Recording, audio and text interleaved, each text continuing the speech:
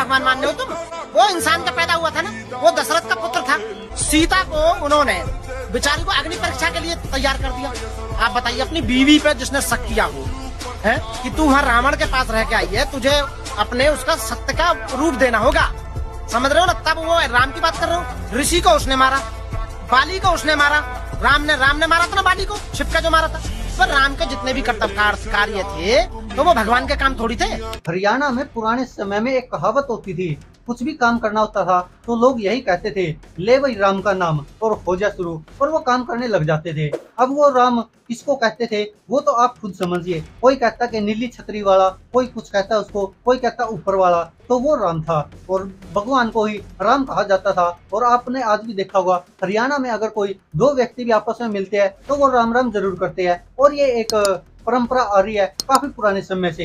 और अब लोग केवल और केवल राम उसी को मानने लगे हैं जो दशरथ पुत्र राम है, और उसी को अब कह रहे कि सारी दुनिया का तो यही करता धरता है। लेकिन एक वकील वीडियो बना रहा है जिसकी वीडियो सोशल मीडिया पर वायरल हो रही है। उसने कुछ सवाल उठाए हैं कि आखिरकार राम भगवान कैसे हो गया और क्या क्या किया है राम ने जिसके चलते उनको भगवान घोषित कर दिया गया। आप सुनिए एक बार, हो सकता है कि आप इससे सहमत भी हो सकता है असहमत हो सकता है आपकी नजर में भी जो दशरथ पुत्र राम है वो भगवान की श्रेणी में आता हो सकता है आप कुछ असमंजस में हो। लेकिन इस व्यक्ति की एक बार बातें सुनिए और उसके बाद आप बताइए कि इन्होंने जो कहा है क्या वो सही है।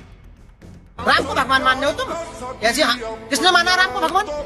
बताओ, इंसान है वो, इंसान का पैदा हुआ था ना, वो दशरथ का पुत्र था, दशरथ का पुत्र था ना वो। तो राम भगवान कैसे होगा भाई? मेरे को बताना कैसा भगवान है, मैं यही तो पूछना चाह रहा हूँ। ऐसे कौन से सबूत है उन्होंने भगवान ऐसा उन्होंने कौन सा काम कर दिया बताओ? सीता को उन्होंने बेचारी को अग्नि परीक्षा के लिए तैयार कर दिया।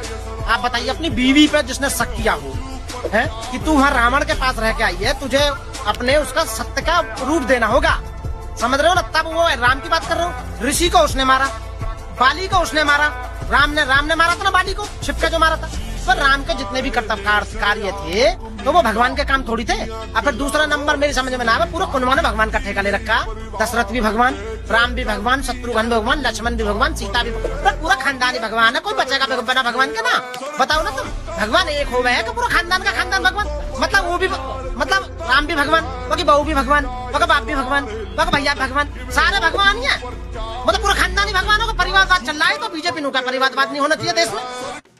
तो ये समझ रहे आप, ये वकील साहब है, हो सकता है कि इन्होंने तरक कुछ आगे पीछे कर दिया हो, लेकिन कहीं ना कहीं जो रामायण हमने भी देखी है तो उसमें भी ऐसा कुछ दिखाया जाता है कि किस तरह से सीता को अग्नि परीक्षा देनी पड़ती है। तो लोग तो सवाल उठाएंगे ही कि अगर राम खुद ही भगवान थे तो उनको किसी की परवाह क्या करनी कि किसी ने आके बोल दिया कि रावण के पास रहकर आई है तो इसलिए इसकी अग्नि परीक्षा ले ली जाए। आखिरकार क्यों शूर्पणखा की नाक काटने दी लक्ष्मण से, क्योंकि राम तो भगवान है। आखिरकार क्यों बंदरों की मदद लेनी पड़ी? ऐसे बहुत सारे तर्क देते रहे लोग कि आखिरकार राम एक राजा अच्छा हो सकता है जिसने अपने राज्य को बढ़ाने के लिए अच्छे अच्छे कार्य किए हो, जो जनता थी वहां की उसके लिए कुछ अच्छे फैसले किए हो। लेकिन आखिरकार दशरथ पुत्र राम भगवान कैसे हो गया, ये सवाल उठा रहे हैं लोग। दोस्तों आप क्या कहते हैं इस पर अपनी राय कमेंट बॉक्स में जरूर दीजिएगा। धन्यवाद दोस्तों, देखते रहिए सच की आवाज।